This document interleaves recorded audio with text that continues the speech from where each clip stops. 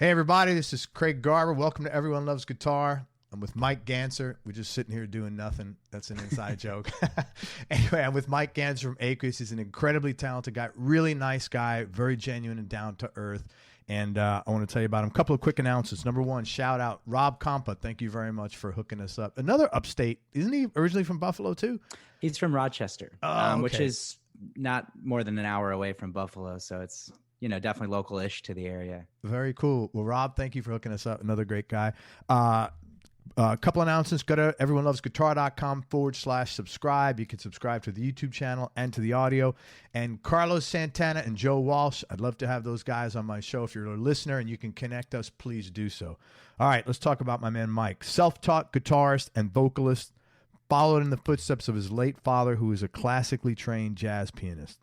He founded Aqueous in 2005. The band members all shared a love of Pink Floyd, and they first covered Pink Floyd's Echoes, which, in my opinion, that's when David Gilmour became David Gilmour, right? Absolutely. Yeah, man, that was I remember listening to that thing. I was like, I got a whole side of this, Yeah, that was cool. All 23 minutes. Great stuff. The band lineup is still identical, which is pretty awesome, except for a new drummer who came into the band 4 years ago. That's going on almost 15 years, right on. 2009, Aqueous released their first self-titled EP, 8 studio albums and many live releases later. Their latest EP is called Burn It Down. It's an homage to their indie leanings. Really great record. Mike plays some incredible slide on there, really well-written songs. We'll talk about that a little later. Between 2012 and 2017, Aqueous dogged it out on the road, doing over 160 shows a year nationally. They started in small bars and grew to a fully national touring act, selling out shows in lots of cities across the U.S., big cities like Boston, Denver, San Diego, Chicago, Rochester. They also toured with longtime heroes of theirs, Humphreys McGee, and they did shows with Mo, Victor Wooten, Dopapod, Twiddle, Talk, Turquoise, and a bunch of other bands. That is so good. This is why I like doing these interviews. Most people don't understand. They're like, they may hear Aqueous. Man, these guys just came out of nowhere. They don't see, 2012 to 2000. And that's the way success works. It's never like flatline peak, Absolutely not. Yeah, it's just hours. It's just hours in time and, blood, sweat, and tears. 100%, man. Over these years, Aqueous performed sets at the Peach Music Festival, Electric Forest, Summer Camp, Halloween. That's down here, isn't it? Yeah. My daughter just went there. Oh, really? Yeah. Yeah, they have great lineups every year, man. It's a cool fest. Yeah, they really do. Camp Bisco, Jam Cruise, and many other prominent festivals around the country that helped grow the band substantially. Over those years, the band's been experimenting with different sounds, and they're now moving, as I mentioned, to indie-leaning territory, and they're focusing on concise songwriting. Your songwriting is great, man. It is really tight. Thank you, really brother. tight, man. While still working to maintain the classic Aqueous musical spirit. Mike, thank you so much for your time. I really appreciate you coming on the show. Yeah, really stoked to be here, man. Thanks for having me. Oh, my pleasure, man. You're self-taught, and your dad was a big influence on you. Talk about that a little bit. Yeah, I mean, his primary influence for me was just turning me on to great music, like from a pretty early age. I mean, I have a distinct memory, like when our family like all lived together in my early years. He would wake us up every Sunday with Foxy Lady, like just blaring out of the speakers. That's pretty cool. It was sort of like just a crash course right into like classic rock and psychedelic rock, and the way that he talked about music and thought about music as more of like a spiritual experience or it was like his religion, so inherently that kind of became mine.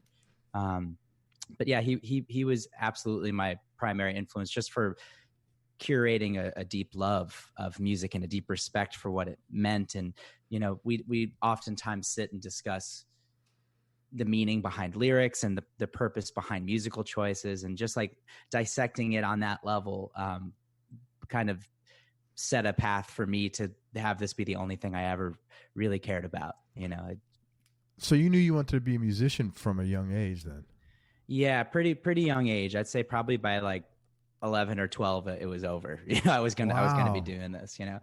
Which is incidentally when I started playing the guitar, because previous to that, I had played like trumpet in a you know, the classic like school band fashion, but I didn't like it. I didn't like the structure. I just wanted to improvise. I like wanted to make stuff up, and so I hated that and thought like maybe music wasn't for me. And then but I loved music. I loved listening to music, but I was like, maybe I don't like playing it or something. And then when my dad, you know, so it's funny, he was a jazz pianist, but he was a mechanic. Like that was his job, but he wanted to be a performing musician, and he did, like, for his side hustle, but his main thing was just being a mechanic. Sure. But anyways, when he would go to work, I would like take his guitar out of the case, like, and because he had a guitar too, he played a few instruments, but I would just like sit with it on my lap for like hours and just like mess with the strings. And then I figured out that if you like push down on the fret, that changed the sound and all that. And I was just obsessed with it like right away. And then when he found out that I was into it, he surprised me on my birthday with like one of those like silver tone Strat copy. I love those. Oh, the Strat. Too. Yeah. It was like those are great. Strat copy, and it was like one of those all-in-one packages that had like the little amp and the picks and the how-to, maybe at that time VHS tape. But yeah, and then I was just completely obsessed. That's really cool. What kind of guitar did he have that you'd play? Was it an acoustic or electric? I was an electric. Yeah. What were you playing? What was it? It was a Silvertone. His was a Silvertone too, actually. Oh, that's cool. That's man. what he had. Yeah, because with keyboard being his primary, you know, keyboard and piano being his primary instrument, I think he just had like a cheap, you know, kind of Strat. Yeah, copy that's around great. And that set me on a path to play a Strat for at least a decade. Very cool. Yeah. Very cool, man. Thank you. When you were a young kid, by the way, this is why I liked, and I forgot before we started talking. This is why I was looking forward to talking with you, because I'm always attracted to people that have had stress and come through. So let's talk about that. You were a young kid. You had some pretty serious turmoil, like just dropped in your lap suddenly. And to the extent you're comfortable talking about it, if you could share what happened and how did this impact you in the short term, and even today, if there's residual, because I know there's residual with me, and I'm 56. So, as far as how you see the world and how you see or have seen yourself. Yeah, I mean, to be honest, I've really never spoken about it publicly, and I don't feel terribly uncomfortable doing so. But you know, Thanks. Not unlike a lot of kids. You know, my parents got divorced when I was like 11 or 12, but the circumstances were complicated because my dad owned a small business at the time, an automotive repair business, and my mom was already on a path to being very sick, mentally ill. And she, you know, basically when they got divorced, my dad's business collapsed, and a lot of people were like very angry with him because he owed money, and so he kind of got out of Dodge and moved to Florida and just left the family. And then my mom was not stable to deal with that, and just went through a complete mental breakdown.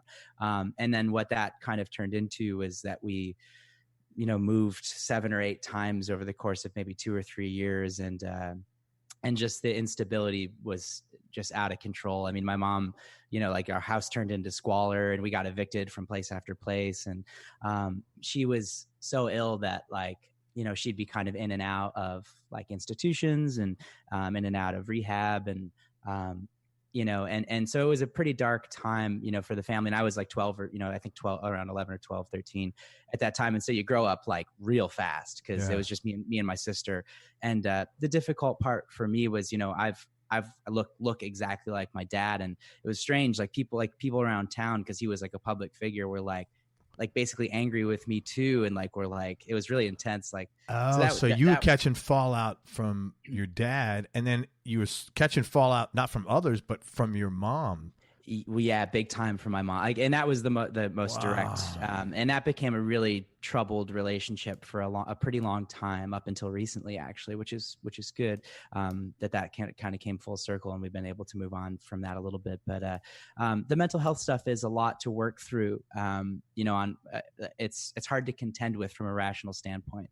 And so that became pretty explosive and toxic, and for a long time, you know, I was in a pretty bad way, like just trying to escape from that and move forward from that. And ultimately I didn't really find stability or success until I got out of that scenario when I was about 16. I had had enough after like some because there was like a lot of drug use going on too, and just really bad scenario.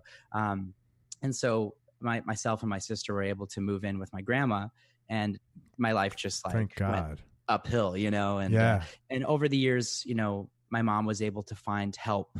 We were able to have to find her help and improve her life too. And, you know, came to terms, like me and my dad reconnected pretty shortly thereafter. He, you know, there was about 2 years where we didn't really speak much, or I didn't see him a lot. And then we reconnected in a pretty profound way, which was great. And so yeah, coming out of that scenario, I mean, God, you know, it's hard to not see the world. I mean, when I was 14 or 15, I was really cynical and angry, and just imagining like, you know, that life is, you know, I don't know. I just had a negative outlook. And I think the big misstep I took at that time was, you know, when you're poor, you assume that people with money don't have problems, or they shouldn't have problems. Right. Because that's what you don't have. But that's a really ignorant way to look at it. And you learn pretty quick that that's not everything. And, you know, the complexities of anyone's life are just as valid. And that was a huge lesson for me. But ultimately, I think that, you know, in my adult life, it has armed me with a certain sense of empathy and a certain sense of respect for the things that I do have access to now, because there was a time when, you know, a Buffalo winter and we don't have heat, or there was like, you know, I'm scrounging at friends' houses for food, and, you know, or, you know, trying to even maintain like social status in middle school or high school, like, but not having like new clothes or new shoes or any of that stuff, or trying to pretend like, you know, it's okay at home, but it's really not. Like you learn a lot about life through that mentality and through that experience. And ultimately for me, it's been about trying to break that cycle of badness, and in my own adult life, form a home and a life that is full of peace and full of kindness and goodness, and attract like a lot of the things that I didn't have for a very long time. Man, first of all, thank you for sharing that. That is a pretty fucking intense thing for young kids to go through, man. And I'm saying that I went through that, but I'm saying it as a 56-year-old listening to somebody. You're my kid's age. I just told you that, right? And so I'm like, you know, to think of a child, a 12-year-old kid from this vantage stand, that's heavy stuff. A lot of people listening to this are aware of this, but for those who aren't, mental illness and drug use is like goes hand in hand, like 90% of the time, probably.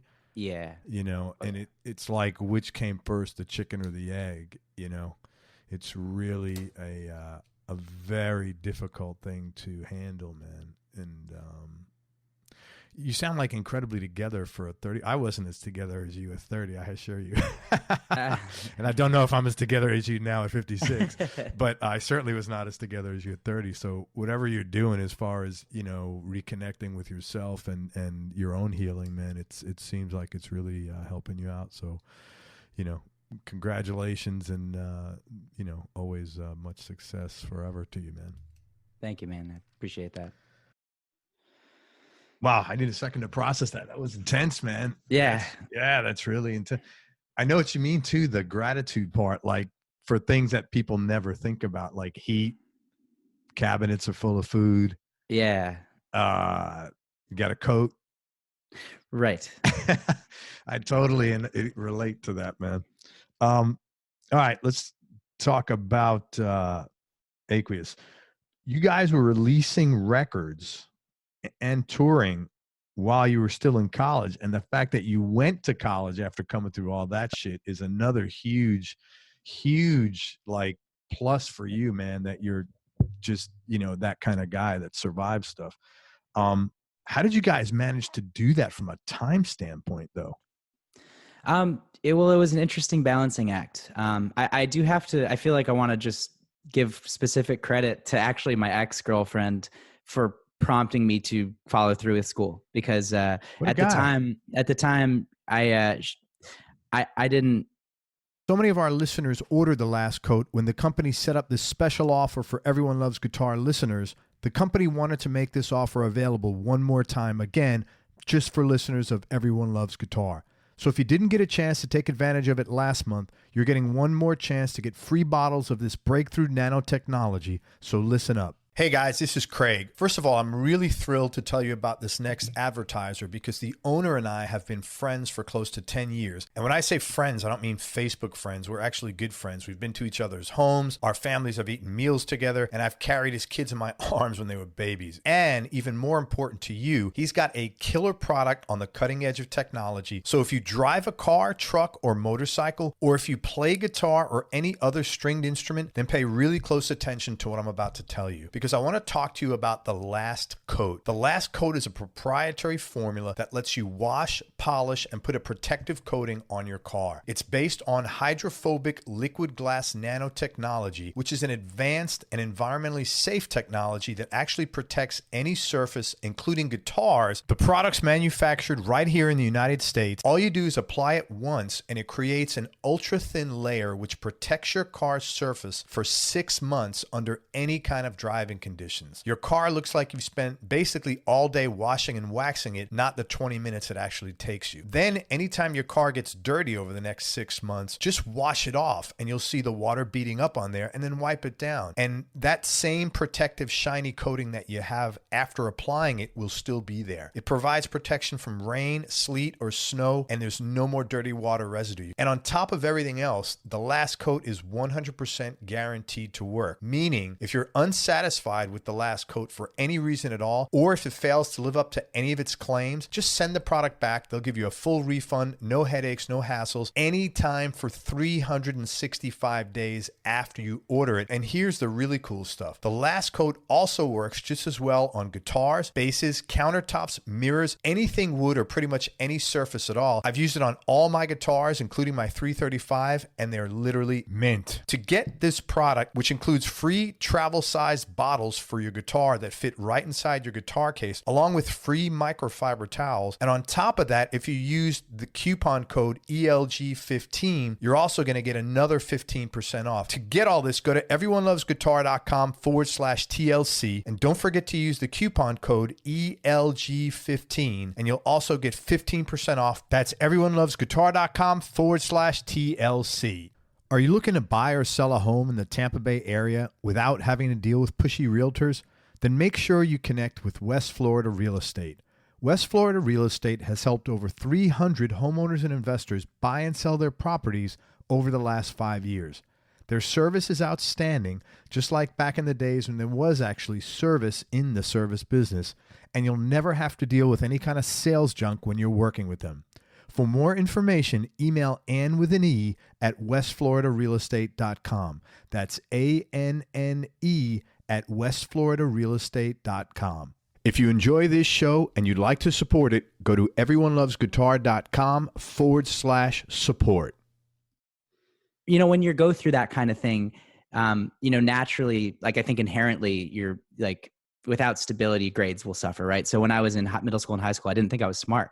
And then, I decided, like, ultimately with this girlfriend that I dated for a long time, she like really wanted me to do school and thought that I could do it. And I'm glad I did, because once I got to college and had some stability, I ended up being like really successful there and like learning a lot about myself and my own intelligence and my own capabilities. But anyways, by the time that I was in my senior year of high school, Aqueous was already doing like 4 shows a week. We were doing like, the Thursday through Sunday kind of thing, and sometimes Wednesday through Saturday or whatever, weekend warrior shit. And can I swear on here? Oh, you could say whatever you like, man. Great. I mean, no one has said the C word yet, but I mean, I can't wait to drop it later in the interview. Mike Gantzer dropped the C word on Everyone Loves Guitar. Yeah, that'll be all the headlines. But no, luckily the school, so I went to Buffalo State College and I was going for communications, and I was starting to Is that like SUNY? Was that a SUNY college? I think it is. I guess I don't really know. Yeah. Maybe. But I was working my way basically towards going to graduate school to be a guidance counselor. Like that's what I wanted to do. That was at least my alternate backup plan. That I kind of always had my eye on the prize with the music thing, but I thought if I wasn't going to pursue music or that wasn't working out, I'd be happy to like try to find that path. Would have been great.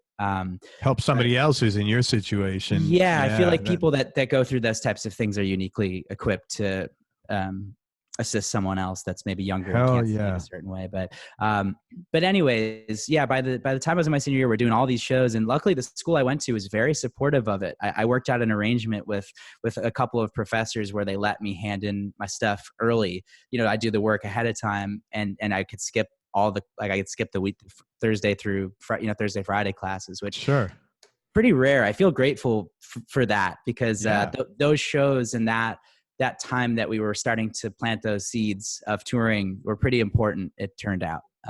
So I'm glad I had that opportunity to be able to, to go on the road when I needed to. And when the opportunities were calling, you got to answer them. So yeah, it was definitely a balancing act though. And that was like a lot of work, but at that time, I was so motivated to do the band that it didn't seem too hard. I said, I got this. And I'm assuming you're smart now, right? Yeah. I mean, I think there's a lot of different definitions of intelligence. And I think for me, a lot of the aspects of school, were not good for me. Like I'm just truly abysmal at math, and the math and sciences just didn't resonate with me, but like writing and history did in a pretty profound way. So yeah, I think that, there's that way to measure intelligence. And then there's a lot of other ways to measure intelligence. And I feel like I've found my comfort zone in some other realms that are maybe less standardized, I guess. Yeah, I don't know that somebody knowing math makes them intelligent, or somebody not knowing math makes them unintelligent. Right. It's I've met like a lot of like really smart people that are also so dumb, like that lack so much, whether it's social skills or intuition or whatever. Like I said, there's a lot of different ways. Awareness. Yeah. Right. But maybe they could like plot a course to the moon or something, that's something I couldn't do, but everyone has their different skill sets. Oh no, I hear you. But I always say smart people also realize how little they know, and stupid people think they know everything, which is really something I've noticed over the years, man. I think that's true. All right, 2012 Mo's Music Festival, Mo Down, it's called. How'd you wind up getting on that bill, and talk about how that impacted your visibility and what other opportunities came from that? So at the time, we had a really small fan base. And when I say small, I mean like I knew most of the people that were going to our shows, kind of thing, And there was this one girl that was doing Mo tour. Like she was maybe doing like 10 or 15 shows on just traveling around seeing Mo. And I guess legend has it that every night she threw our CD at them, like, or like would talk to the band after on the rail, like when the band comes say hello, she would be like, you got to check out Aqueous, Aqueous. And whether it was that, or I've also like, I've connected recently with Mo's old manager, John Topper, who's a local Buffalo guy. Cause Mo is actually has Buffalo roots, but he, between those, John Topper, their manager, showing interest in us from an early age in our career rather. And also this one fan of ours pestering the band, they put us on the lineup, which is funny because we were by far the smallest band on the lineup. But it was a huge opportunity for us because, up until that point, we'd been playing our own shows and maybe, drawing like 150 people or 200 people within maybe a 50-mile radius. And that was mostly it. That's kind of all we had to offer at that point. And for us to be put on like a national level festival that still had like kind of a grassroots vibe was a huge deal. And also just on a personal note, like Modown was the music festival that we would go to as kids, kids 16, 17. Sure. So that was my only experience with a festival. So when you go there, as a 16 or 17-year-old kid and you're a fan, like it's just astounding to you. It's magic. And then to like be invited to be a part of it, like was the biggest deal to us. I remember like when we got that email, I remember the band like taking like tequila shots and stuff because we were so happy. Right on, man. Yeah. It was like a big deal. And incidentally, it did proved to be one of those moments where it propelled the band forward because, we got in front of they gave us 2 sets and they were like early afternoon sets, like nothing crazy, no late night ragers or anything, but we probably played in front of like 800 or 1,000 people. And the way these music festivals are is a lot of people travel from different regions to see them. So all of a sudden, 800 people for the first time got exposed to a very young version of Aqueous. And from all over the country, not just Buffalo now. Right. And maybe primarily from like the New York, that general area, but there was people, that travel from all kinds of places to go to Motown. So that was a moment for us, for sure. A moment, pun intended. Really cool. Yeah. A moment. That's really cool. Well, what a thrill it is to play with your heroes, or to play at that must have been sort of like a pinch me moment when you're up on stage, and like we were last year. I was sitting over there. Right. It was astounding to us, because I think at that time we were 20 years old or 21 years old. And it was big deal. Congratulations. That's awesome. Great story. Thank you. Did you ever find that gal, your fan, who supposedly kept giving? Yeah. And in fact, she'll still pop up at shows from time to time. And I've tried to go out of my way to thank her profusely for doing that, for whatever role she ended up playing in that. I think that happens more often than people realize. When you think about the industry, it's 2019, and obviously you have the internet and you've got all these ways to promote, but there's nothing like word of mouth. There's nothing like one person giving an impassioned pitch to another person about your band. And I feel like that's a great example of that. Yeah. Everything is people, man, when it comes down to it, whether it's in person or an email, but 100%. If you got good supporters out there, you could do anything. Absolutely. You mentioned that you guys all took a tequila shot. Are you good in general about celebrating the wins? That's a great question. I feel like the truthful answer is maybe not the best, but I've been trying to get better at that over the years. I feel like I shared that anecdote because it's so rare. I feel like a band like ours, we kind of are of the mentality of kind of keep your head down and just keep moving forward, and to not like overdo it. Be like, oh, like this is, I feel like we're always just trying to figure out ways to move forward and to really ultimately work. Like we're that band. We're that band that like in the green room, like we're just like warming up for 2 hours before the show, and we've loosened up quite a bit over the years, but I would say like, we're definitely not the type to just go nuts, like celebrating the wins. I think we could honestly stand to maybe improve on that a little bit, to just like slow down and be like, wow, this is actually like super dope. And I feel like a lot of times it's not from a lack of gratitude, but it's more from a wanting to move forward. Just always. Yeah, I totally get it. Yeah. Dude, let me tell you, I've been sitting here for 2 days thinking about, man, do I buy those new iPod headphones? And I'm going through this, like, why not? I don't buy anything for myself. Like I'm the same way. I'm always like, put my head down, boom, go forward. But I'm trying, here I am, old enough to be your dad, and I'm doing the same thing, trying to celebrate my own little victories and be kinder to me.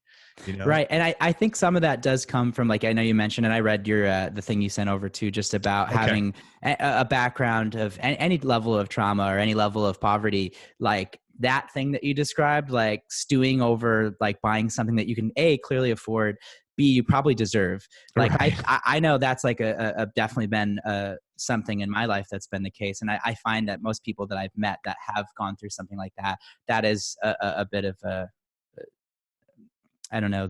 It's part of the deal. It's part of growing up like that. Yeah, because you got no wins. You had no victories in your kid. Normal people, and it's interesting, doing this show is a double-edged sword for me. On the one hand, it's all positive. I mean, the vibes are great. I talk to look at a guy like you, open, so nice. On the other hand, I hear all these stories about, because like 99.9%, number one thing successful musicians have in common is parents supported them. And so like, oh, you got a guitar. And then they put me in music lessons, and it was really hard. And like, I had somebody tell me last week, I believe, their mom or their aunt drove them 90 minutes each way for like 7 years to get music lessons once a week. You talk about support. And I'm like, I don't think I got a 90-minute ride anywhere ever. Right. For anything. right? For any, let alone like, let alone lessons, you know, for medical care, even like if I need, right, it'd be like, hey man, go across the street, find something, you know, figure it out, right? Figure it out, you know, do a MacGyver, get a Band-Aid and a stapler gun, but cross your fingers, you know, right.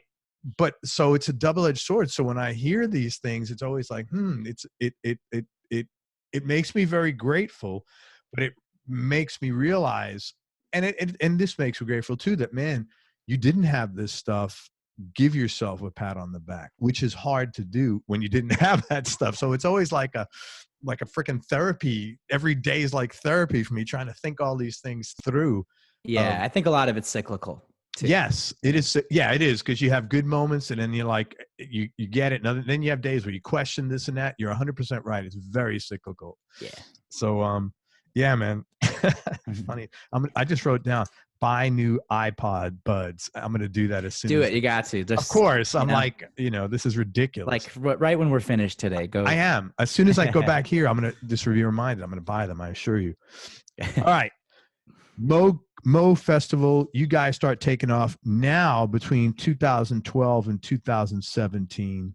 Okay, that's when all those shows are going on. You're playing 800 shows, 160 plus shows a year. What are some of the most important things you learned from that experience, either musically, performance-wise, as an entertainer, business-wise, life lessons, whatever you'd like to discuss, because I'm sure that was big tuition.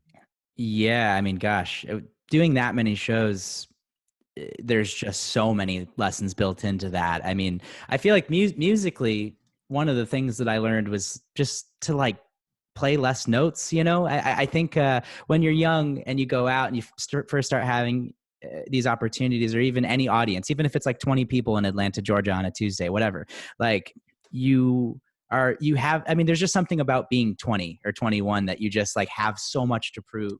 And so, you know, I think listening back to some of those days, and even just like over the years, like playing all these shows, you just start saying, okay, I can subtract 60% of what I'm doing and it'll probably be more musical, you know? and that's been the case, because I started like taking inventory even about what I was listening to and like what resonated with me. And you talk about like Pink Floyd or David Gilmour, like that guy could play 3 notes and make me feel more than like Yngwie Malmsteen doing like 1,000, you know, and not to take anything away from like that type of musicality or technicality. But for me, that was a big lesson. I was really hungry and I was like learning a lot on the guitar and working every day to become a better guitarist. But I think over the years, I started realizing, okay, I started listening back to the shows and being like, man, like my favorite parts of these shows are where there's more space and when we're listening to each other and locking in.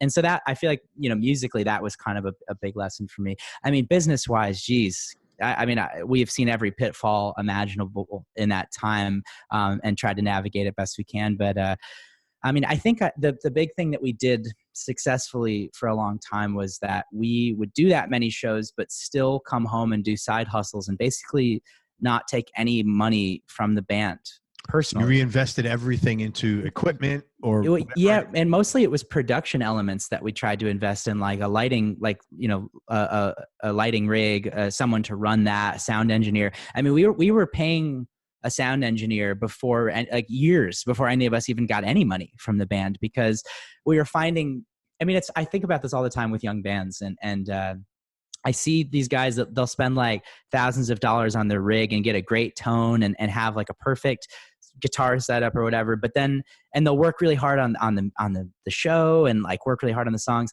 And then they'll go play a venue with just the house engineer and the mix is horrible, you know, like unlistenable or like, you know, piercing or whatever, or just not mixed right, not balanced right. And it's like a big oversight. I think that a lot of bands don't think about early on, because, you know, you can spend all that time and energy, but the second you walk up to that line of, does it sound good?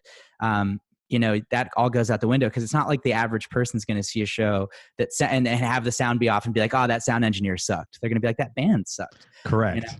And so I think like that's the one thing I feel like stoked that we did. It was hard at the time to just make $0 from Aqueous for a long time, but we would come home. I worked in retail for a long time. I worked at Best Buy, and they were like actually mad cool about giving me the freedom to leave on the weekends or you go do this stuff for a long time and to come back after tours and get back in the schedule. And our other guitar player, Dave, worked in he's a chemist. He has a chemistry degree actually. Holy shit. He worked like in a lab, like doing some type of additives, or I don't even know. I'm not a science guy, but everyone works side hustles and to this day still works side hustles. And I think that was like a big lesson from the business end, because a lot of those things that the investments we needed to make to step our show up helped us get better gigs too, because there's certain support opportunities that you can't even basically apply for if you don't have a sound engineer, you don't have a lighting designer, because you're just inherently not ready for that gig, because those elements are critical to the headliner show running smoothly, you know? Totally. So I feel like business wise, you know, that was a big side of it. And I guess regarding life lessons, there's an infinite amount of answers there. But I think the biggest lesson that we all learned together is how to communicate with each other respectfully. That's the huge. Band. You know, it's group. like you might as well be married to them. I mean, Yes. honest to God, I find the balance that we strike with each other emotionally takes infinitely more work than it does with my own wife, which is great. I think that means I have a good wife and a band full of dudes. But you're going to be good till menopause. Then it's going to get weird, but you can have plenty of time. Fingers crossed. Yeah, we'll see. But no, I think the secret to a good band dynamic is just learning, like everyone communicates differently, you know, and everybody has things that bug them and things that, you know, that they need, and figuring out how to have everyone's needs met, but also to communicate on each other's level and have everybody's voice be heard is sort of like this ever evolving thing, you know, because as you get older, you change too. And we weren't, you know, you're not the same when you're 30 than you were at 19. And, you know, we started this band when we were 15 or 16. And that's a lot. It's a lot of life happens in that time, and a lot of changes occur. And I feel like for me, it's just been about figuring out how to be like really kind to each other, and how to just love each other and have a good functional, you know, interpersonal dynamic, because that's always benefited the music too, you know, which is hard to do because with your family is when it's much easier the awareness of having to be kind to someone is much easier when it's not your family. And these guys are your family effectively. Absolutely. Yeah. And I think there's something to be said about just writing music together is a pretty personal experience, and it's not easy. Yes. Like it takes a lot to even emotionally to even put your ideas out there, and to have them, you have to be ready for rejection. I mean, I think that's the story of the music industry anyways. I mean, there's been 1,000 points where the universe has been like, you should probably quit the band, and then you pull through and then it's great, you know, but like the nature of this industry is so up and down, you know what I mean? Even night to night, you know, just that you play a show that you hated, you thought was really bad in front of like your biggest crowd to date, and you have to deal with that, you know, and that's okay. Like, but I think from like just personally, that's been a huge, you know, learning curve for me, is to figure out how to like separate a little bit of my own personal outlook on things, and to not take shows so personally, and to not like, you know, because if you're like someone like I'm like a super perfectionist, I like deal with like I've had OCD my whole life in different iterations, and like you can't, we're not human, we're not machines, you know, we're human beings. And so every night you play 150 shows a year, some of those shows just statistically aren't going to be as good as the other ones, right? It's numbers, it's math, man, right? It's just built in, like you just and learning how to just even deal with that emotionally for me was definitely a bit of a challenge, you know. And I think too, because, you know, coming out of the turmoil of the teen years, I put a lot of my self-worth into the band too, you know, and that's been a big lesson for me, is to find a better balance with that. You know, because if a show goes bad, then my life goes bad type of thing. And that wasn't working. And I had to learn how to separate myself a little bit from that, and have done so as best as I can up until now. So a lot of lessons to learn over the course of 10, 15 years, you know? I remember I had a sales job many years ago, and I had to make phone calls outbound all day long. And then most days it was not good. Nobody wants to hear guys selling life insurance, right? Right. It's like the worst thing. It's like I might as well have been offering STDs, right? Yeah. I mean, it's just like, but it was so bad. and I was really down. So I thought of this. And I was actually, I think, going to therapy at some time. And the therapist may have said something. And I made this sign up and I hung it in my office and said, who you are. And then I had a line and it said, what you do. And it was just to remind me that, you know, and it's harder as a musician because you're so open and vulnerable. Right. And it really is who you are, but it's hard to separate who you are from what you do and not make one the qualifier for the other. Yeah, that's well put. Yeah, especially when things are going bad on the what you do part, whether it's financial or you play some bad notes or whatever. Right. Yeah. Job well done, man. I like that. It's funny when you said I learned to play less notes. I think I sent you a text or an email when I listened to your slide playing. Ironically, that was one of the things I thought of. It was so tasty, man. I was shocked when you said, you know, slide is relatively, you know, new for you. It was really, really well done. Well, thank you, man. Awesome. I feel like slide is a unique expression on the guitar, and I've always gravitated towards it. Like Derek Trucks is one of my favorite guitar players of all time. And sure.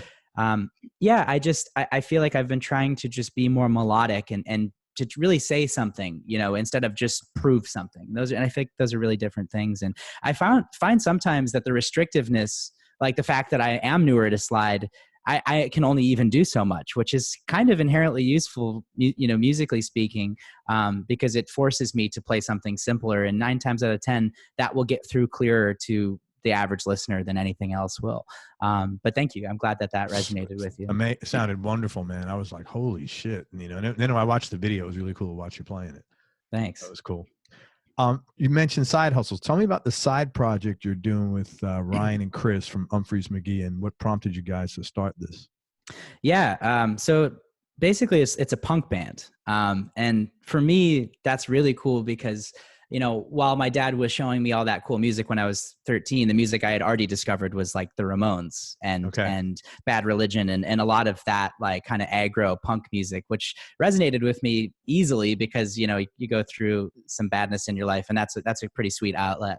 And also just musically, like on the guitar, it was easy enough to play. Like I could learn it by ear, you know, I could listen to a Green Day song and kind of pick out, you know, like easily enough what was going on there. But yeah, this band with Stasek and Chris for me is extra cool because I grew up a big fan of Humphreys, you know, and I didn't know them until a few years ago. And we started doing a couple support slots with them and basically started the band to just be doing there was an opportunity to do a late night slot at a music festival called Summer Camp.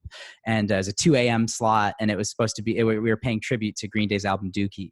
And it's funny because the challenge there, I mean, both of our bands, Humphreys McGee and Aqueous, are in the improv, you know, jam band world. And so a lot of our songs are long, you know, just already, and then we'll jam them out. And, you know, we're used to these 15, 20 minute long things sometimes. And to go in and, you know, we had an hour and a half slot and those songs are all 2.5 minutes. So we had to learn 36 songs, you know, and that was the challenge. The challenge was remembering all those lyrics, you know, and I remember spending like a month straight. And my wife would tell this story slightly differently because I think she saw me almost lose my mind doing it. Because I was, the opportunity I was given to play with them was pretty special. And you know, like I said, being a fan, there was a slight level of intimidation just in my own head about it. Sure. And so I really wanted to make sure I came in super correct. And so I spent a month, like every single day, I would wake up and play through the album with the album, then play through it without it, and then do that maybe 2 more times a day, like just so I could like really, really know it. And it's funny because it's not like hard to play, like Green Day stuff isn't complicated, but making sure you really, really, really know it, where you don't have to think about it, you don't have to look at lyric sheets. That's like how I wanted to come into that project. And so I did. And you know, now after you do the first one, you know, then you're good, you know, and like, yeah. And that was a validating experience for me, like that I could hang in that scenario. Because for those out there listening that aren't maybe familiar with Humphreys McGee, they are known for being like really top tier musicianship. I mean, and again, we're talking Green Day, but they have a standard of quality that is really high. I mean, their drummer Chris has a master's degree in jazz. Like they don't fuck around at all. And when they do covers, they do them note for note. Like they don't barely make mistakes. And so right. I was like, wow, I got to subscribe to that too. And And so, but anyways, it was formed, over this music festival slot, and then just developed into something that we do when we can, because we both have, both of our bands have such intensive touring schedules that it's rare that it lines up that we have the opportunity to do this. And it's since formed, it started off as the Green Day thing, and now it's just moved into like, we'll just cover a bunch of general punk. And me and Stasek have been sending some demos back and forth, writing some original stuff. And my goal in the next year is to maybe cut a record with that band doing punk music. What's the name of the band? Does it have It's called One Punch. Awesome. Yeah. It's funny when you listen to your preparation process. There's a big difference between sitting in front of the internet and having the song playing in the background, and you think you know it, but you're not playing it note for note. You may be playing a solo, some of the chords, and then playing on stage in front of people, man, with other people. Yeah. Right. And as the trio, because it's just you. You know what I mean? Right. Like if you miss anything, it's gone. You know what I mean? It's just bass and drums behind me, and that's it. So, but I loved the challenge, and that band is something I'm like, we don't even play very often. We only did 2 shows this year, but it's a band I'm really proud of, because even to be in a room with them is an honor. They were musicians that I grew up like literally listening to and studying. And so to find myself in that scenario is particularly cool for me.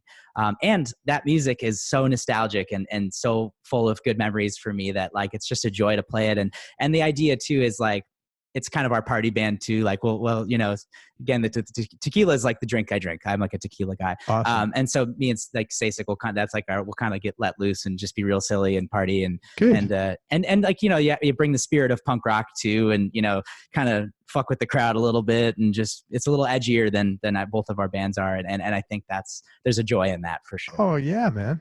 Is there any One Punch music out there that people can find, like online maybe even? There's probably I think there's some videos floating around from some of the sets we've done, and you can probably find those just on YouTube. But yeah, there's not even an official release or anything. It's a pretty loose and rare project, but hoping to make it a little more frequent this year. In fact, today we actually announced a few more dates. We're doing some shows with Humphreys McGee in California next year.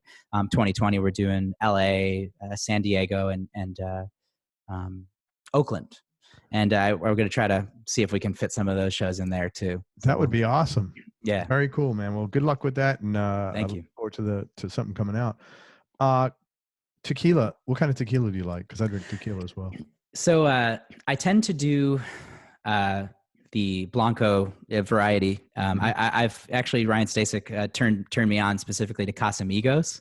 Oh yeah, that's a great George Clooney. Well, he sold it. I know he did. Yeah, great. I drink the Reposado of them. It's great, man. It's just smooth. It kind of has this like vanilla-y thing, and I drink everything on the rocks, so that's really nice. It doesn't have that sting, about it, and just with a little lime in there, and you're good to go. Right on, man. You ever try Partida? Blanco is pretty good as well. I have not, but I will after this. Partida. It's good stuff. Partida. Yeah. We cover it all here, Mike. I love it. You started getting into production a couple of years ago as well. How did that happen? What records or people have you worked with, and what made you gravitate towards producing?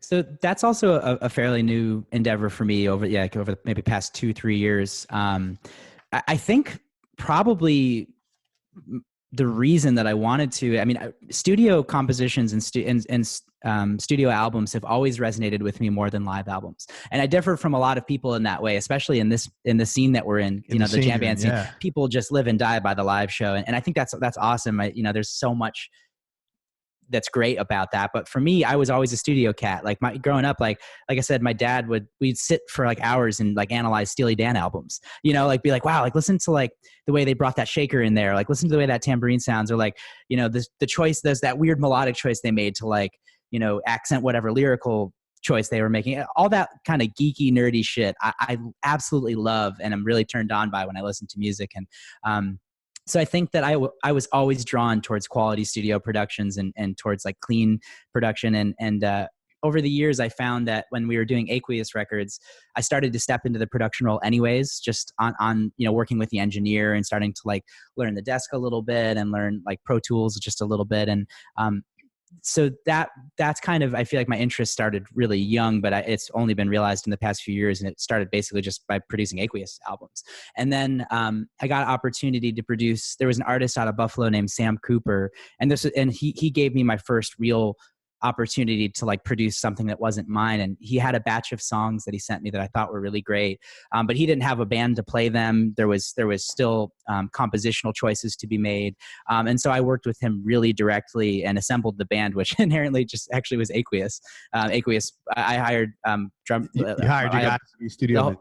Yeah, and I played on the record as well. And we kind of shaped his album, you know, and performed on it. And you know, production can mean a lot of different things.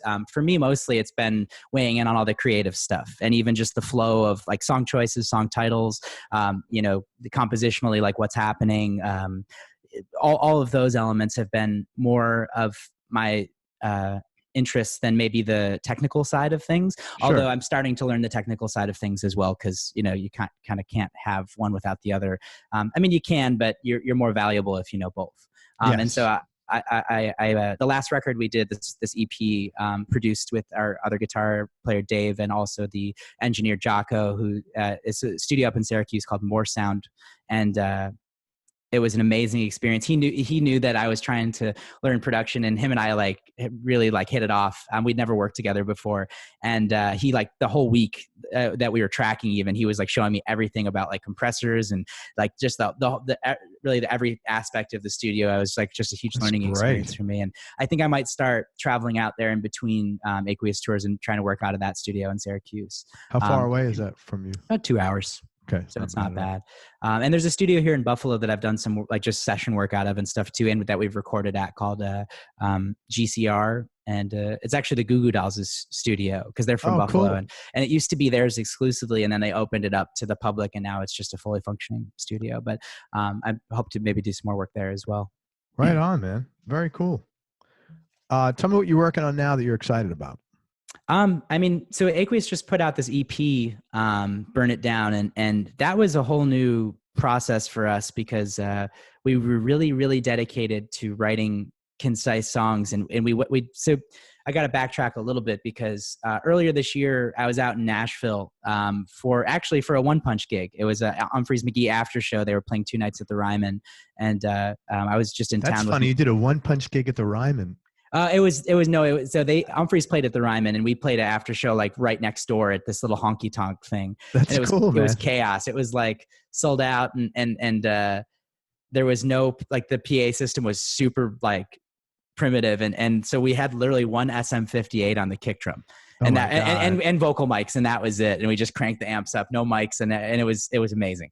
But anyways, while I was there, I had the opportunity to meet with a songwriter, a guy that does, you know, Nashville has all those guys floating around. Yeah. That's like where that industry lives. But I met with this industry guy that writes all the top 40 stuff, and it was basically, he just gave me a lesson in songwriting. But one of the takeaways for me was that he said, before you record another single thing, he's like, challenge yourself to write at least 30 songs. And he's like, you're going to find which ones stand out the best. And while you do that, you're going to improve your songwriting skills. And so the band challenged ourselves to do that. And we basically did. We didn't get quite to 30. I think we made it to like 22 or something. But we found like those 4 songs that are on Burn It Down are the ones that came of that exercise. And we did that over the course of about 4 months this year, where every day I would wake up at, my wife does a 9 to 5, 8 to 5, and I would get up with her every day at like 7 in the morning and just go right into my little recording den here in Buffalo and just write something. I wouldn't come in with anything. I would just, like, the first thing that came to my mind, I would just put something down and then just try to elaborate on it. And it was a really intensive, like, couple of months doing that, but it was great. Like, I found great joy in it, actually. So that was the process that we used for Burn It Down. And we're doing that again right now. So we just put that one out, but we're back doing that same exercise. So everybody's writing. And so that's what I'm working on. I've only been off tour for 4 days, but I've done that every day since. 4 days. You slacking for 4 days before you started writing? Oh my God! I got to get to it. But no, that's pretty much my main focus right now. And we're also doing some prep work for our New Year's Eve shows, which are going to be on the 20th or the 30th and 31st at a venue in Buffalo called Town Ballroom. And so that's pretty much everything I'm working on at the moment. Is just all Aqueous stuff. Very cool. You know what? 4 songs out of 22 is a really high percentage. Yeah, not bad. I guess that's No, true. that's really good. I mean, usually it's, if you're lucky, it's 1 out of 10 that are acceptable. Mm-hmm. You know, that's a really, really good percentage. So you guys must have hit it hard, and you know, that's great, man. Thank you. Let's talk about gear for a few minutes. Yeah, sure. What's your go-to guitar right now, and what other couple of guitars would round out your top 3? I remember you said you played Strat for like 10 years.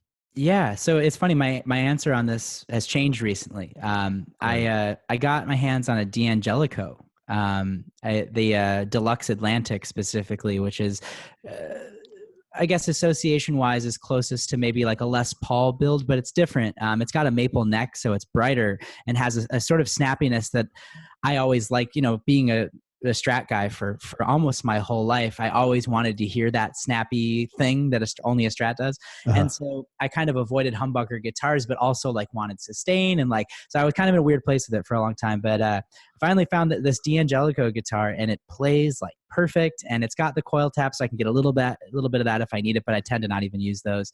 And so that's been my primary guitar. I used it for the entire tour.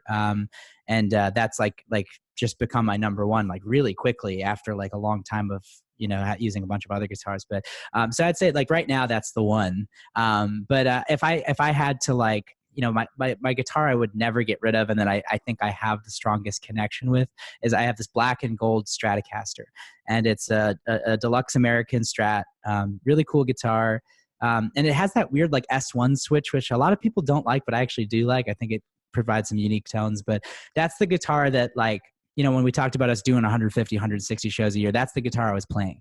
Right. And it was also the first nice guitar I ever owned, because I played the Silvertone for like the whole time basically until I could afford, like, I got a Mexican Strat, and that, you know, like years and years and years later, and then finally I could afford, I worked and could finally afford the black Strat. And so like that moment was really meaningful to me, and that guitar was meaningful to me. And also, I got the guitar with my dad, and like there's like a lot of just positive association with it. And I feel like my DNA is literally in that guitar. You know what I mean? It's so that's the one. I feel like I would never ever part with that. And then I've got a couple other ones that are really cool. I've got a PRS Brent Mason model, which is like, they're out of production already, but they were like kind of more of a Strat leaning for PRS, but also have like real nice humbucking tones. I've got a 2017 SG that I think is just awesome. I always just thought they looked cool. I feel like that's like 90% of why I bought that guitar. I just thought it looked neat. Very cool looking, man. You know, I had Brent on the show recently. You did? He's such a sweet guy, man. Really, he's a beast too. My God, such a great player. Mm-hmm. Black and gold, your Strat, is it gold hardware? Black? Yeah. So, well, actually, I guess it doesn't have gold hardware. I didn't. I put a Seymour Duncan Pearly Gates pickup in the bridge, sure, and I chose gold plate for that. But the black and gold comes from it's called Montego Black, is the way that Fender would describe it, and it's black. The finish is black, but there's gold specks throughout it. Gotcha. And I'll never forget. So I mentioned earlier that I worked at Best Buy, and for a small time, and you might know this down in Florida, I think they did it in your store, but Best Buy tried to compete with Guitar Center for like a really short time, and started having really high end musical instruments in a few select stores. It didn't catch on because they didn't train their employees. Like they just were never going to be able to do it successfully, I don't think. But anyways, at the time, I still had my discount. And I was able to go. The only way I couldn't order it online, I had to go to a physical location to get the discount. And I lived in Buffalo, and they had one in Florida near my dad's house. So your dad picked it up for you? No, well, they wouldn't let him do that either. I had to travel. I had to take a flight, basically. That's bullshit. To visit my old man, but like, I'll never forget, because I called the guy and I was like, "Hey, do you have this in stock?" He's like, "Yeah." He's like, "But I only have one color, and it's really fucking ugly." And I was like, "Really?" I was like, "It looks cool." And he's like, "No, it's pretty ugly in real life, but come check it out. I'll hold it for you." So I flew down to Florida, and I thought it was amazing. Like I thought it was really pretty, but whatever employee I talked to at that time over the phone thought it was ugly as shit. But I disagree with him. Well, plus I was curious if you got it black because of Gilmore. Oh, well, absolutely. So my Mexican Strat, which is like the first like real guitar, I guess. I bought when I bought it, I also ordered a black pick guard so I could do that black on black with the white pickups that he did. Yeah. Because he was like my god, especially at that time. Like I wanted to do everything Gilmore did. went out and got the delay pedals, went out and got the compressor, all that stuff. Right on, man. But yeah, I did. That's always been an influence for me. What guitar are you playing slide on? That's not the D'Angelico, or is it? So during the live shows I do, I didn't have that guitar yet when we recorded it. So that was actually my SG. It was a Gibson SG. Through most of the tones on that are a Bad Cat amp. I had never played one before, but there was one in the studio, and we just cranked it and used the built-in rhythm, built-in overdrive on the amp, and it sounded really great. That and like a vintage Marshall amp too. On the video that you made, what guitar are you playing slide on? That's the D'Angelico. That is. Yeah. That's a really cool looking guitar. Super cool looking guitar. It almost has like a Art Deco, like 50s vibe or something. It's cool as shit. It looks like you ever see Zemetis guitars? I have not. It looks it's a really cool, I didn't know that was a D'Angelico. I was trying to see what it was. Yeah. I would have known, because the only D'Angelicos I know, they make kind of like the jazz box. The hollow, but yeah, that's what they're known for. And these are some of their earliest, like these are some of their only solid body guitars. Like they're new. It's like a newer endeavor for them, I think. I think they've only been doing that for the past couple of years, but man, they're killer. It feels great. It sounds great. And like you said, it just looks cool. Beautiful, man. Is that a beautiful looking guitar? Holy shit. Yeah. Very cool, man. Tell me, what's your favorite song you wrote and why? We have a song that's maybe about 4 or 5 years old now called Underlier. And I don't know that it's like the best song we ever wrote, but I feel like it means a lot to me because I had a buddy at the time that was going through a breakup or a potential breakup. He was given an ultimatum by his girlfriend at the time. He was also in a touring band, and the ways of the road are not for everybody, and it's a struggle in most situations, most normal situations. It's not an easy balance to strike, but I was going through the same thing. I had gone through the same thing where I broke up with a longtime girlfriend because of the band. Like we dated for 7, almost 8 years.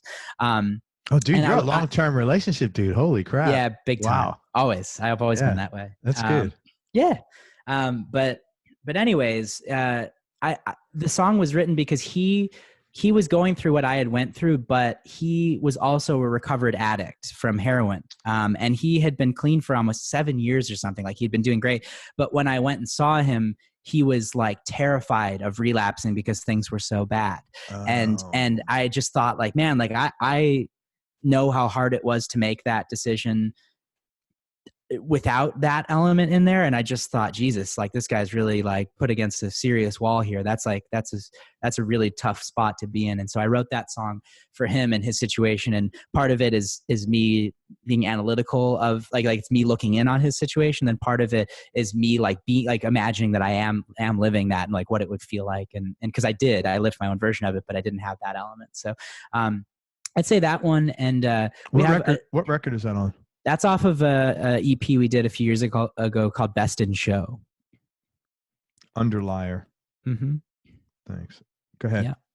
Oh, and I was going to say there was another song that we put on Color Wheel, which is the album we put out before Burn It Down, and that's a full length of ours. And there's a song on there called Good Enough, mm-hmm. And for me that was like cathartic to write that song because it's very honest emotionally. It's I hadn't really ever spoken about my own mental health struggles and just like a bit of my own experience. Like I had written about it, but I'd never been so direct and so honest and so clear, and I was like afraid to even bring that song to my bandmates, and they really liked it. And it's very non-typical Aqueous. It's like almost like a ballad, but I'm proud of the fact that it exists. Like it's not my favorite song or anything, but it meant something to me. So I guess that. Man, whenever you, I think, break through a ceiling of your own, it's a victory, Yeah, which is cool. You also, the new EP. Yeah. Talk about Burn It Down. The EP is called Burn It Down, but talk about the song itself, because I read online a little bit about what is it about. And go ahead. Yeah. I mean, so it's funny. I wrote a lot of the inspiration for the album came from the time that I had parted ways with my ex-girlfriend and had started to meet my wife, actually. Because it was the first time that I realized that things didn't have to be so hard in a relationship, and that that you can live your truth and be who you are without compromise, and that there's someone out there that will love you for that, you know? And that was a lesson for me, because dude, that was very nicely put, man. I got goosebumps. That was cool, man. Right. Thanks. But I think it took me a long time to come to terms with the idea that that is okay, you know, and that it's not inherently wrong to just be who you are. I thought that a relationship had to exist with some level of compromise, and certainly, like, yes, like within reason that exists in any healthy relationship. But sure, yeah. Like, I didn't realize like that you could truly, like, that the things that are a part of you that are just so innately you that you can't even choose to not be them. Like, that shouldn't be ever changed about any person, I believe. This is how I feel. And that's the lesson I learned. And so Burn It Down is just about being like, fuck this. Like, it can be better. Like, I don't have to settle for something that it isn't serving me, or at least like isn't it's about like living your truth, you know? It's about just accepting that you are who you are, and that you shouldn't really compromise on that. And it's sort of that song in particular, and really the message of the EP, is to stand up for yourself, you know, and to just live your truth. And it felt really good to write like that, and to write with like a little bit of an attitude, and to, you know, just bring that out, those elements in. So you've done a really good job of sharing your story through your lyrics. Thanks. Yeah, I try to. I mean, I've never been a person that could really write anything that wasn't true of my life. Like, I'm just not even interested in that. Sure. And the music that I listen to doesn't, like, the things that have always resonated with me are the things that are just so painfully honest, you know? Yeah. And so I always thought that the very least I could do in my own music was to just be honest with people too. Cause I mean, that's all I know too. You know, I mean, like that's the one story I know really well is my own, you know? Yeah. And you know, I think for a long time I was afraid to be as direct with it. I think I tried to write in a way where it was like a little more ambiguous, and maybe you wouldn't be so sure about what the song was about. But I found like, man, like, what's the point of that? Like, I guess like if that's what you're going for, that's cool. But I was doing that out of fear. And that wasn't a good enough reason. And so I think when I felt confident enough to just be like, yeah, this is my truth, and this is the life I've lived, and this is how I feel. I feel much better about that. And actually a little bit of came from the songwriting sessions that I did in Nashville, because the guy was like, you know, if you're going to tell a story, make it so if there was a guy sitting on a bar stool at a bar, he could understand what you're talking about. And he's like, don't write in riddles unless that's what you're trying to do. And I was like, interesting. Yeah. And so I took that to heart and tried to really be a lot more clear with the lyrics, and try to just make it so people can feel what I'm feeling, because isn't that kind of the point, you know? Yeah. And I would have bet a lot of people. Have you heard feedback on any of these songs? Because I got to believe a lot of people are helped. Yeah, that's always like the best part of, you know, because you spend all this time and this energy, and, you know, there's always that fear, like, especially too, because this EP is really different than what our fans are used to from us. Mm-hmm. Like, we normally do the jammier thing or the more prog rock thing, and like to present them with 4 songs like that in total are 13 minutes is like, we have songs that are 13 minutes. So I was already scared. But the reception has been amazing, and I've gotten some messages from people that are like so uplifting, and have. It did exactly what I would hope that it would do, is to inspire other people to be like, I want to make that change, you know? That's great, man. And that's like the biggest honor I think you could get as a songwriter, is that you impacted someone's actual life.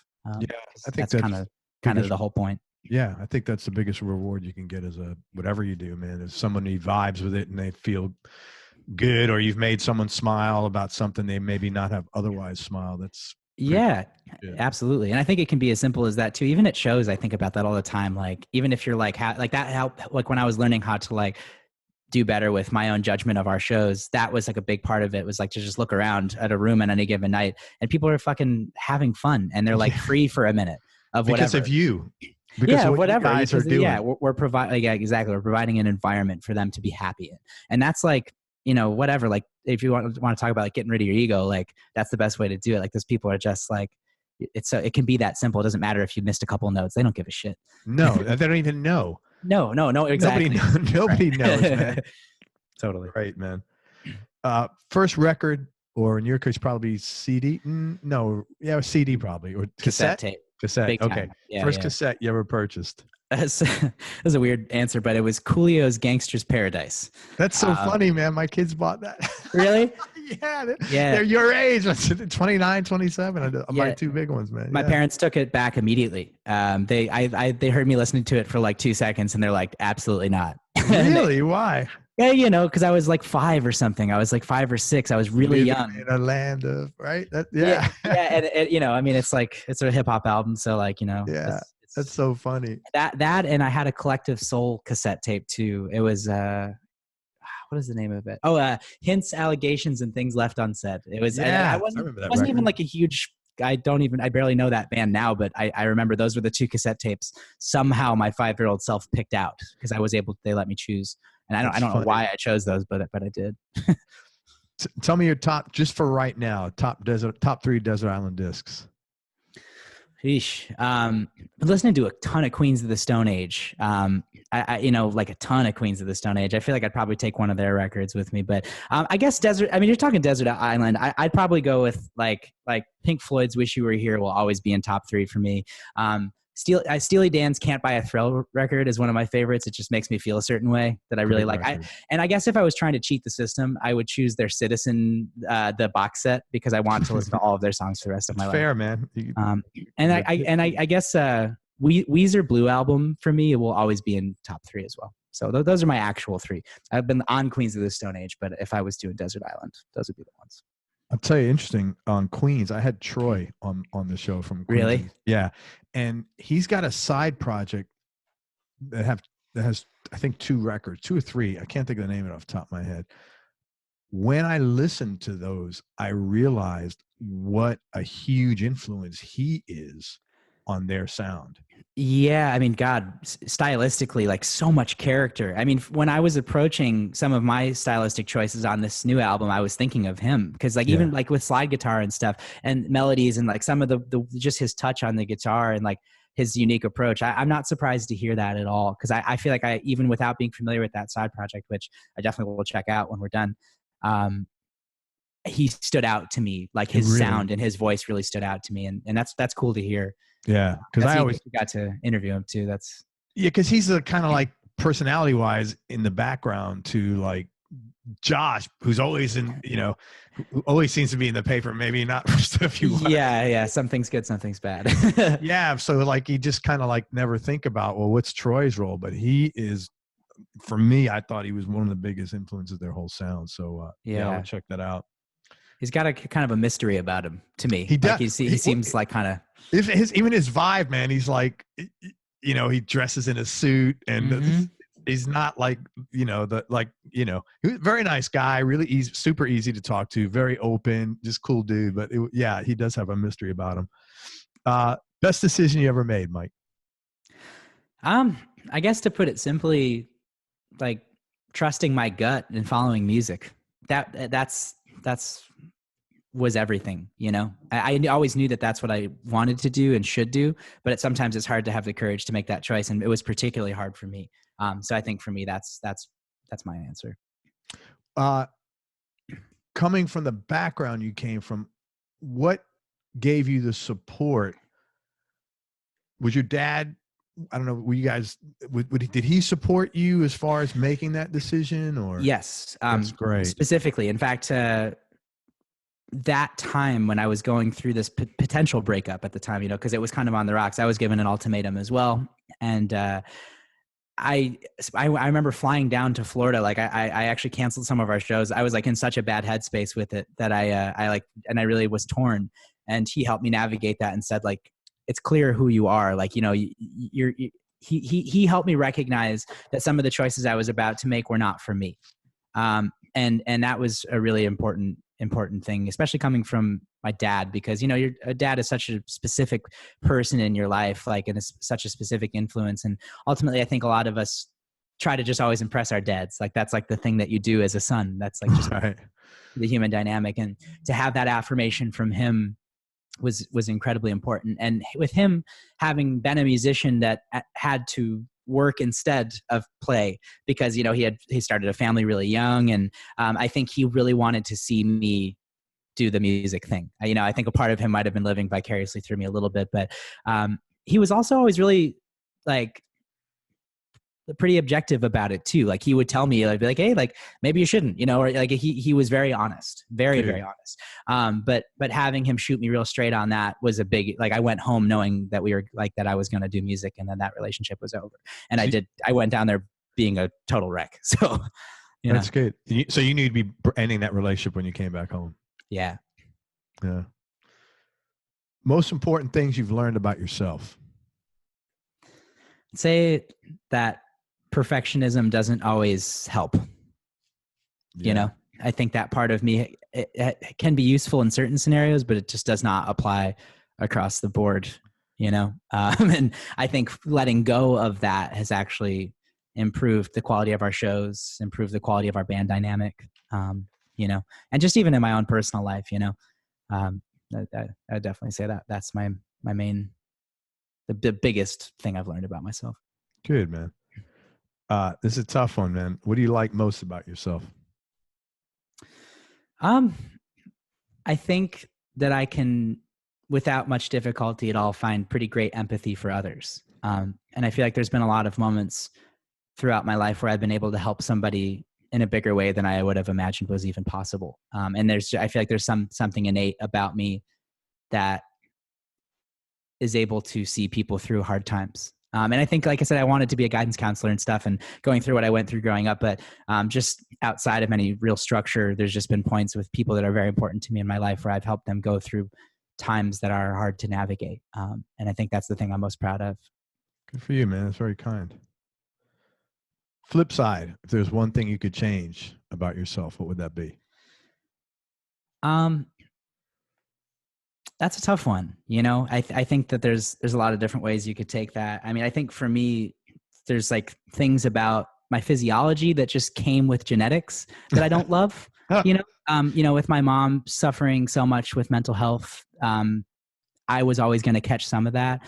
And that for me is manifested mostly in, OCD based behaviors and things like that. And that's like a pretty strong tide that I have to spend almost every day working against.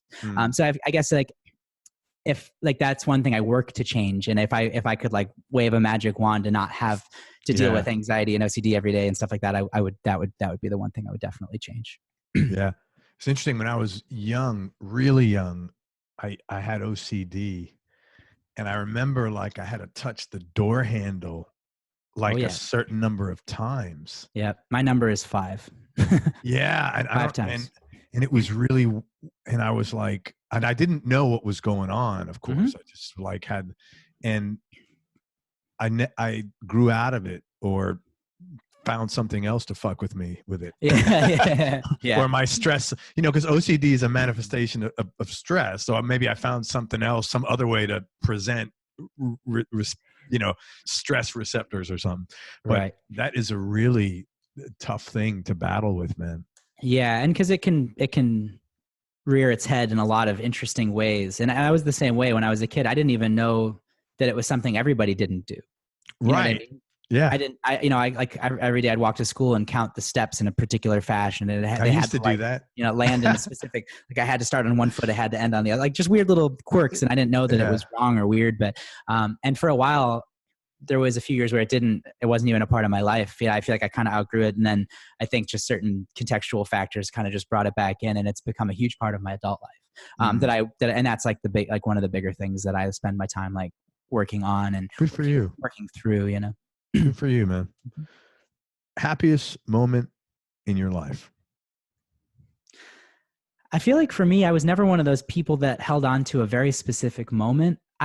For me, it's like really little things. Like I feel like I have that moment all the time, like with my wife, like just like doing nothing, like fucking sitting on a couch and just like giggling at stuff or like whatever. For me, it's like those really simple joys. I feel like there was never a moment where I was like, my God, I'm like so supremely happy right now. Compared to like, although, because that's just really not the way my brain works either. I mean, there's been a lot of moments like where we were maybe achieving like having a successful moment, or being on stage in front of like the most people ever, or like having that moment where you were playing and you just felt like you could do anything like that. I have those moments sometimes, but I feel like for me, the ones like the thing that stands out when I hear that question is just like simple piece of like being around someone that is awesome, that I love a lot. And like, that's it for me, you know? Good for you, man. Do you have any non-musical superpowers?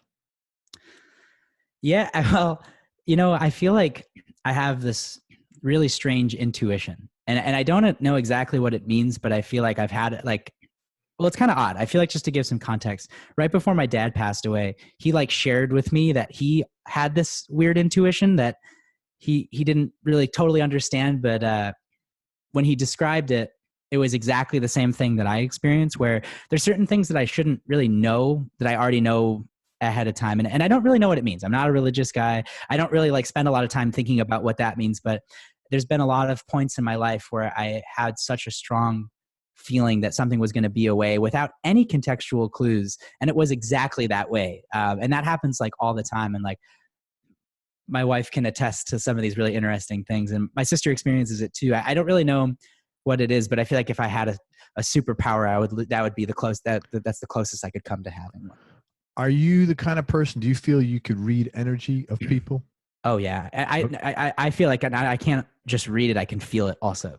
Which sometimes is awful, you know, cause like, I can tell like if someone's in a really shitty energy, bad emotion. Yeah. I'm basically might as well be that person. Sometimes like I feel a lot. And I think you could put that on my tombstone. I feel a lot, you know, like I'm just like one of those people, you know? But no, for sure on that. So let me tell you where some of that comes from. They've done studies, on particular and abused kids, but I would imagine kids who grew up in any kind of trauma. Right. And that's a very common, a very, very, very prevalent thing for those kids, because you had to make decisions. For example, you're turning the key to the door, you're coming home from school. You got a fucking split second to determine, what am I walking into today? And I need to adjust and anticipate. Right. And Malcolm Gladwell talked about that, I think, in his book, Blink. Okay. Yeah. Cause I have that same shit all the time. Yeah. All the time. My wife was, how did you know so-and-so? I said, man, I just knew that guy was bad, or I got that vibe. I knew that woman had an angle, and I don't know why. Right. Yeah. That's exactly it. And that makes a lot of sense, that it comes from a survival mentality too, you know, because you're just constantly assessing, you know, and your radar is a lot higher because it had to be, to get through like the things that were fucked up. And then, you know, like then when things aren't fucked up, you still have that going on all the time. You know? It's like Spidey sense, man. Yeah. Right. And I found that in most cases, it's been really useful. Actually. Very useful. You know, it's incredibly useful. Yeah. Yeah. Like, for example, if I'm on I never like these questions I ask are thought provoking, but I'll have a question where I'll know asking this question to a particular person is going to cause them to be upset. I don't want to do that. Yeah, right. So I won't ask it. Sure. You know, because I could just feel how much space I have here. And, you know, it's not my job to get someone upset. There's no joy in that. Right. Well, I think it's about using your powers for good, you know? Yes. You could take that other side and be like, I know this is going to make them feel really bad. And I feel awful. I'm not that guy, man. Yeah. Right. Same. Life is tough enough trying to be nice. Yeah, absolutely. I don't need that karma coming back at me. Believe me. It's the last thing I need. Do you have any hobbies outside of music or interests? Yeah, I the primary ones for me are I love video games, and I think it's very because cool. You know, we talked earlier about like finding ways to relax. Like it's hard for me to like sit and watch a TV show. It's just not like stimulating, and with the gaming stuff, like it's more immersive, and you're like doing something and achieving something, and for someone to work all the time, you can work there too a little bit, but it's a little more fun and light and doesn't have any impact on your actual life. So I find that that's like a great escape for me. And like when I come home from tour, like that's like a thing that can help me actually decompress for a few hours and just sit still. So I do that. I grew up like really into all the, like this, like the Mario, like the Nintendo shit was like my whole life. And some of the newer system, like I have a PS4 and like some of the superhero games for those are amazing. Like, so I'm really, really into that. And then also like pretty much my whole life, I was really into skateboarding, and that is, I still skate a little bit, but you know, being a musician, it's a huge risk. So I have wrist guards and stuff, but ultimately I really just don't push it anymore. I'm not like trying to like become a great skateboarder or something, but really passionate about the culture, and I still follow, like, my whole Instagram feed is just skateboarding and guitar playing, and I really like have a deep respect for that, the individuality that goes into skateboarding, the creativity, and also the skill. It's been amazing since I was a kid. It is elevated like times 10. Like, things that were astounding in 2001 are like maybe like a trick that gets cut from a video now, you know. Wow. And it's really cool to see progression and to see that it's still moving forward. And also I find that it's not uncommon for kids that have found themselves in a bad scenario to find peace in skateboarding, because there's not a lot of judgment. It's a lot, and it's like it can be anything, but I found that it's been often a haven for people that for kids that don't really have a place to go and don't really fit in on the sports mentality or whatever. Yeah. So I feel like I always respected on that level too. And so still pretty into skateboarding. And then also in between tours, like when I'm home and it's not filled with snow and freezing, I like to ride my bike a lot. Like, I'll go for really long bike rides. That's cool, man. Yeah. And you got real hills up there. Yeah. And like too big of hills. Yeah, I agree. I have to plot my route so I'm not like dying in the last stretch, you know? I hear you, man. Favorite place you've traveled? Honestly, just in a broad sense, California. I fucking love California. Me and my wife want to move out there eventually. We Cool. honeymooned out there. And the band's traveled a lot of cool places. I mean, I could list off, any of these major cities too, like Nashville, Chicago, Boston, New York. Like, there's something unique about every single one of them. And I love that. But for me, like, there's just something, I spent a lot of years never having traveled to California.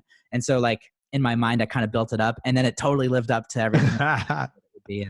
And so now that's like my favorite place so far that I've been to. Where specifically? I love San Diego. Like, Southern California is really cool, but also Northern California is like a whole other world in and of itself. I like it all so far. You know, I've only been out a few times. We just did our first West Coast tour actually in the springtime, and it was amazing. Really cool venues out there. Great response too. That's I great. was excited to see that. I like San Diego as well. It's a nice town. Really nice. Toughest decision you've had to make, Mike, or most difficult thing you've had to do? Gosh, I mean, I think over the course of a lifetime, there's a lot of those. Yes. I think, you know, I've kind of harped on it a good amount, but I think a definitive moment was, I mean, it decided my life path was choosing whether to settle down at 22 or to pursue music and to pursue uncertainty and to give up like stability, which was hard to do, you know, having come from no stability. Yeah. You know, I think that's like what's unique about that for me. Like, people go through that all the time, you know, where like, especially musicians. But for me, it was like there was more to it, because I think it was hard to let that go. It wasn't just a relationship, you know.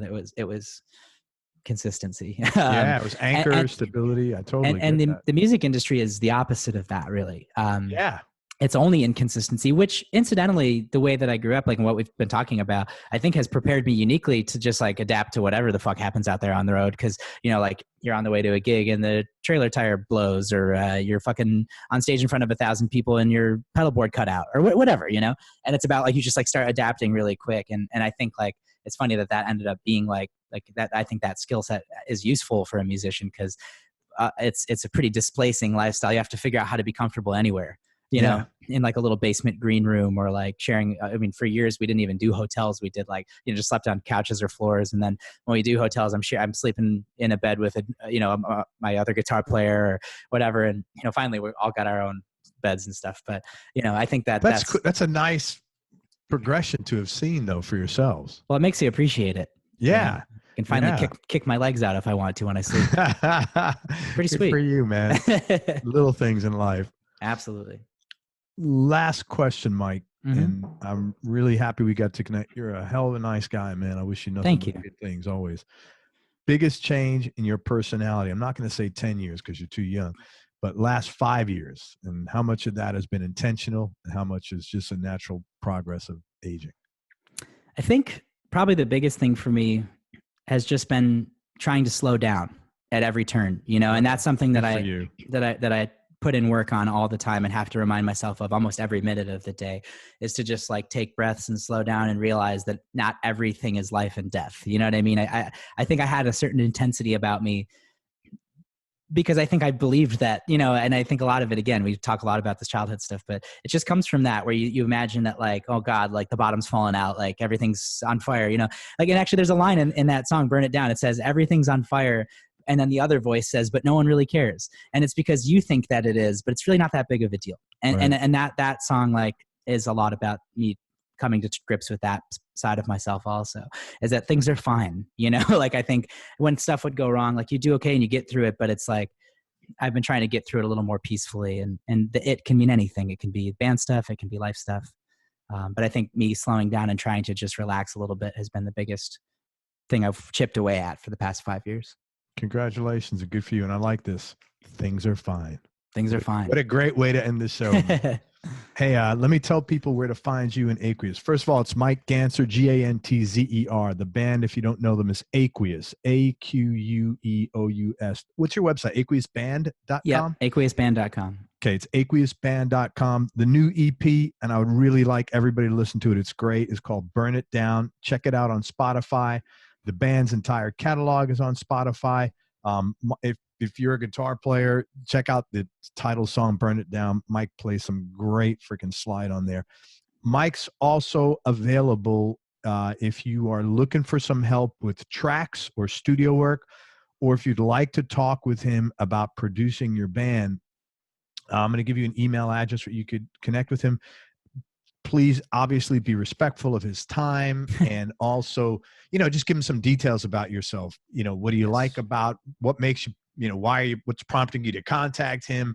What are you thinking about doing? A little bit of background so that he can at least make a decision and know how to respond to you. Don't just say, hey, I'd like you to produce my band. Because then he's like, okay, tell me about, you know, just like make his life easy, you know, the same. Tell me more.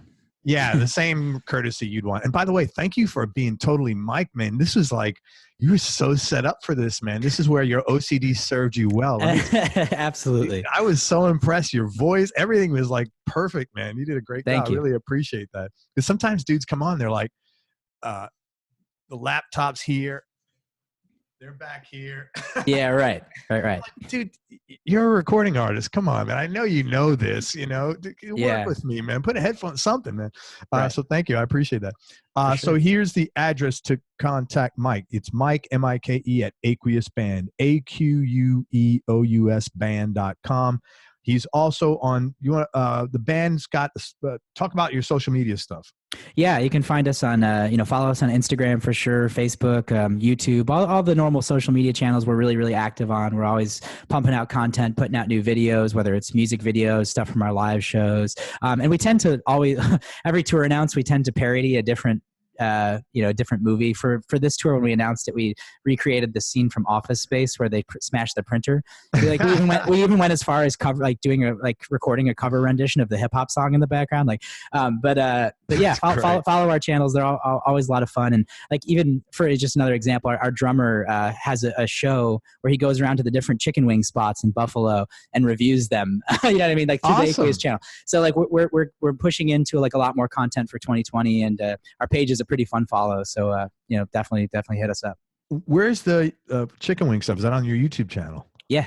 Okay, great. So check out Aqueous again. It's Aqueous. Their website is aqueousband.com.